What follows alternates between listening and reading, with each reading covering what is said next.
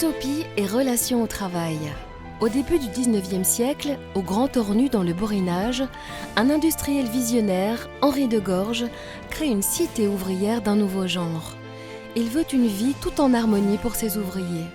Quelle place le travail occupe-t-il aujourd'hui dans notre quotidien ? Est-il utopique d'envisager qu'il soit avant tout épanouissant, libérateur, créateur de liens ?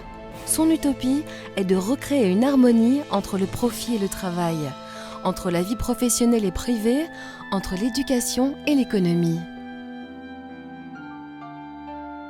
Avant la société industrielle, le travail occupait une toute autre place, moins centrale dans la société qu'aujourd'hui.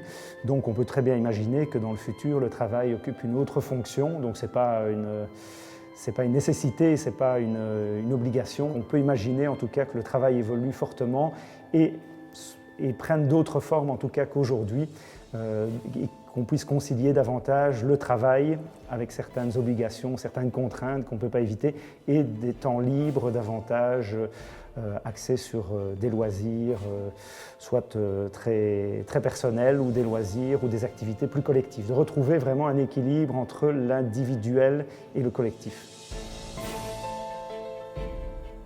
Comme les utopies historiques, je dirais que je crois beaucoup en l'éducation, dans tous les sens du terme, l'éducation dans la famille, l'éducation dans la vie associative, l'éducation dans la rue, l'éducation plus formelle dans le cadre scolaire. C'était une idée forte des utopistes dans le passé du 19e siècle notamment. C'est à travers l'éducation qu'on peut arriver à davantage d'harmonie. Je crois qu'aujourd'hui, plus que jamais, l'éducation est un excellent vecteur, un moyen important.